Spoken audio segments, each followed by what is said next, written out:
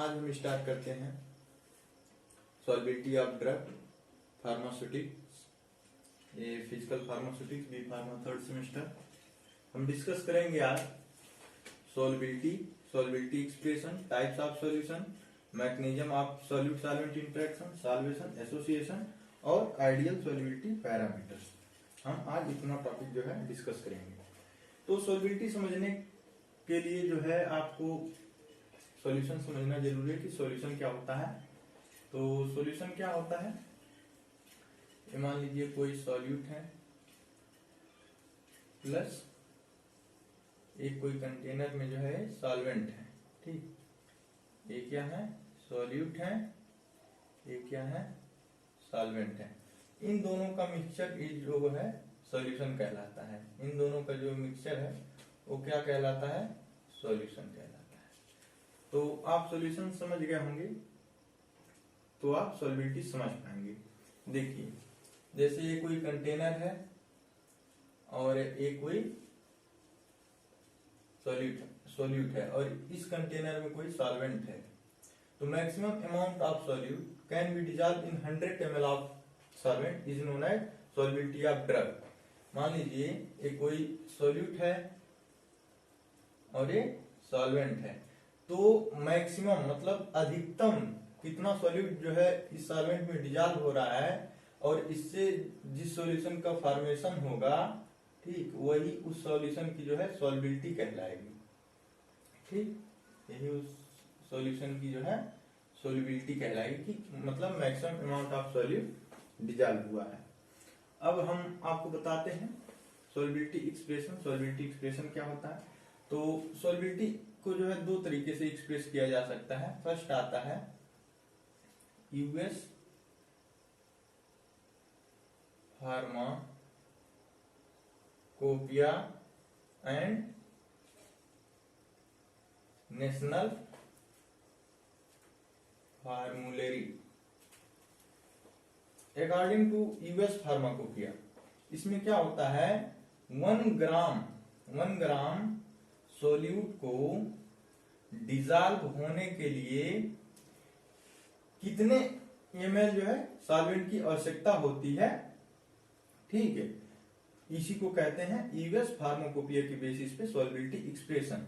जैसे 1 ग्राम boric acid, यहाँ पे ये 1 ग्राम क्या है, बोरिक एसिड। 1 ग्राम बोरिक एसिड को डिजॉल्व होने के लिए कितना ml जो है वाटर या सॉल्वेंट मतलब लग रहा है या रिक्वायर है, तो इस बेसिस पे जो है इसका हम एक्सप्रेशन निकालते हैं। जैसे 1 ग्राम, यहाँ पे देखिए 1 ग्राम सॉल्यूट है और इसके लिए जो है 80 ml ऑफ वाटर की आवश्यकता पड़ेगी, ठीक। और इसके लिए और इसी 1 ग्राम बोरिक एसिड को डिजॉल्व होने के लिए 4 ml ऑफ ग्लिसरीन की आवश्यकता होगी। तो फर्स्ट तो ये हो गया यूएस फार्माकोपिया एंड नेशनल फार्मूलेरी के बेसिस पे। और सेकंड हमारा क्या है, फार्मास्यूटिकल कंपेंडिया। फार्मास्यूटिकल कंपेंडिया के बेसिस इसमें क्या होता है कि 1 पार्ट ऑफ सॉल्यूट को डिजॉल्व करने के लिए कितने पार्ट सॉल्वेंट की आवश्यकता है, इसी को बोलते हैं फार्मास्यूटिकल कंपेंडिया के बेसिस पे सॉल्बिलिटी एक्सप्रेशन। जैसे अगर लेस देन 1 पार्ट लगेगा तो ये क्या होगा, वेरी सॉल्युबल होगा। फिर उसके बाद से आप इसको पढ़े होंगे फार्मास्यूटिकल कंपेंडिया के बेसिस पे, वेरी सॉल्युबल, वेरी सॉल्युबल, फिर सॉल्युबल, स्प्रेंजिली सॉल्युबल, स्लाइटली सॉल्युबल, आप इसको पढ़े होंगे। तो दो बेसिस पे जो है सॉल्बिलिटी को जो है हम एक्सप्रेस करते हैं। और हमारा नेक्स्ट क्या है, mechanism of solute solvent interaction. Mechanism of solute solvent interaction क्या होता है, आपको बता रहे हैं। Mechanism of solute solvent interaction,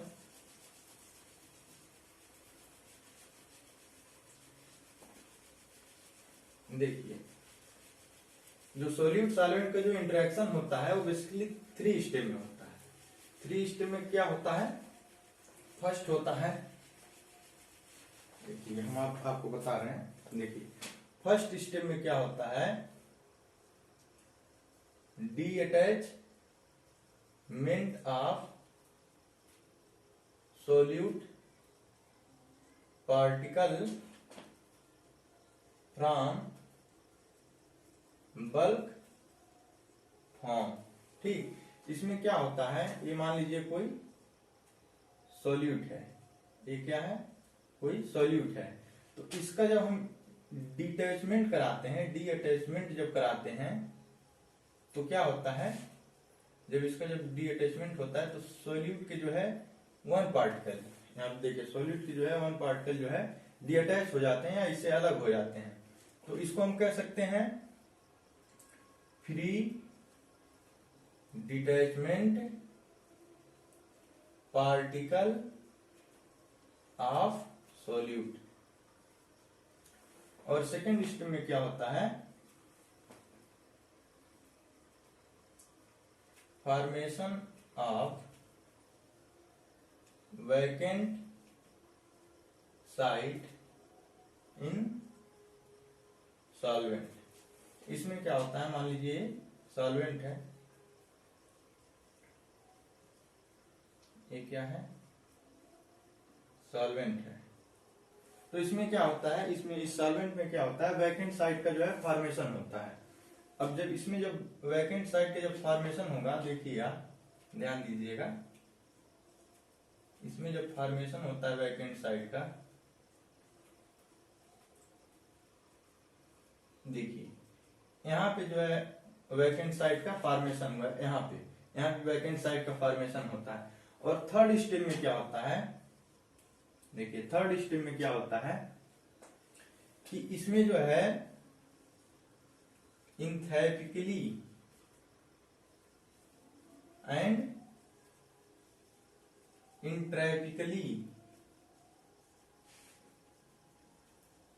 favourable होता है। इसमें क्या होता है, इंथैल्पिकली एंड इंट्रैपिकली फेवरेबल होता है। तो इसमें क्या होता है कि ये जो सॉल्यूट को, ये जो फ्री डिटैचमेंट पार्टिकल हैं और ये सॉल्वेंट के जो वैकेंट साइट हैं, ये दोनों जो है आपस में कंबाइन हो जाते हैं। आप इसको ऐसे देखिए कि ये क्या है, ये है free detachment particle of solute, ठीक, लिख दे रहे हैं सॉल्यूट, प्लस यहाँ पे क्या हुआ, वैकेंट साइट का फॉर्मेशन हुआ है, यहाँ पे वैकेंट साइट का जो है फॉर्मेशन हुआ है। देखिए तो यही सॉल्यूट का पार्टिकल जो है वैकेंट साइट में जो है इंटर कर जाएगा और इसी से क्या हो जाएगा, हमारा सॉल्यूशन बन जाएगा। तो यही प्रोसेस जो है चलता रहता है सॉल्यूशन के फॉर्मेशन में, यही प्रोसेस जो है चलता रहता है। ये हमारा क्या हो गया, सॉल्यूशन, ये हो गया हमारा सॉल्यूशन, ये था सॉल्वेंट, ठीक, ये हो गया सॉल्यूशन। नेक्स्ट क्या है, सॉल्वेशन। सॉल्वेशन क्या है, सॉल्वेशन को हम ऐसे समझ सकते हैं, सॉल्वेशन ये जो है सॉल्यूशन फॉर्मेशन से पहले का जो है प्रक्रिया है। जैसे कह सकते हैं हम इसमें, देखिए सॉल्वेशन हम समझा रहे हैं, यहाँ पे देखिए सॉल्वेशन को हम समझा दे रहे हैं, सॉल्वेशन क्या होता है इसको भी आप समझ लीजिए।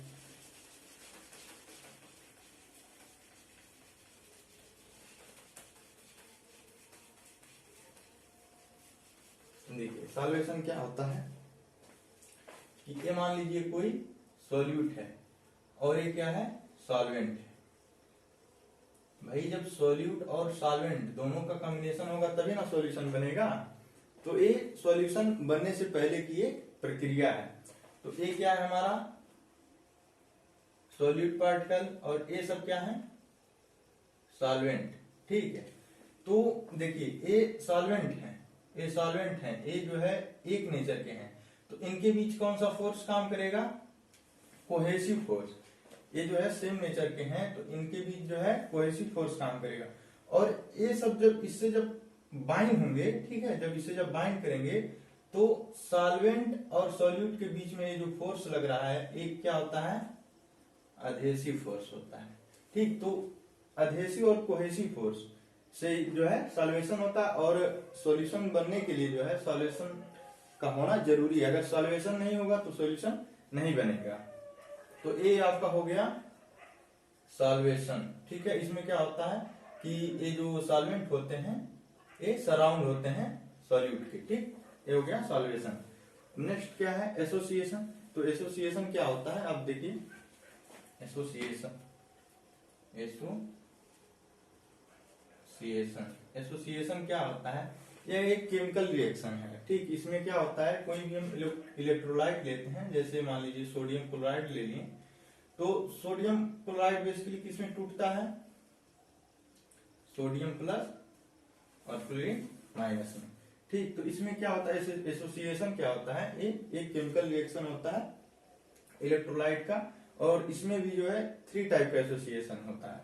फर्स्ट आपका क्या होता है, बता दे रहे हैं। फर्स्ट क्या होता है, देखिए फर्स्ट क्या होता है, फुल्ली सॉल्वेटेड।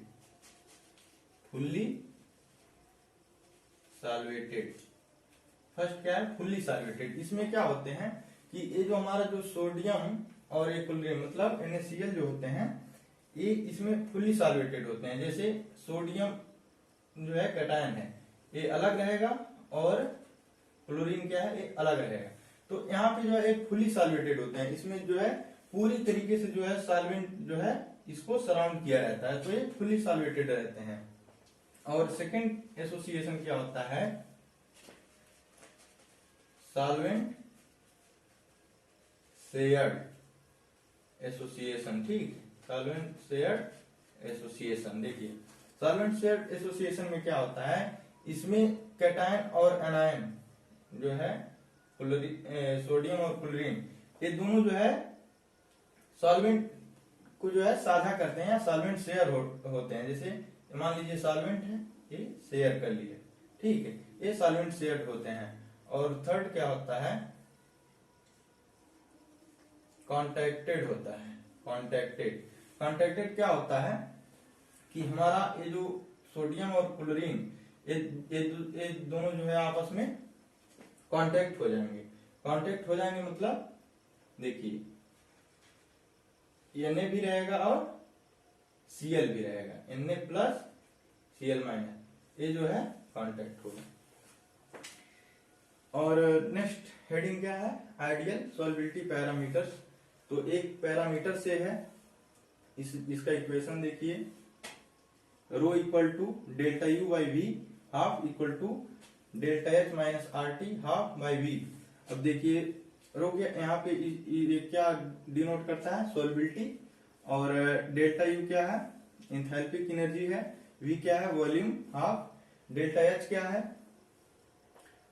और माइनस यहाँ पे देखिए आर क्या है, रिडवर्क कांस्टेंट, टी क्या है, टेम्परेचर, वी क्या है, वॉल्यूम। तो ये आइडियल सॉल्युबिलिटी पैरामीटर्स का जो है ये इक्वेशन है। आप स्क्रीनशॉट ले लीजिए।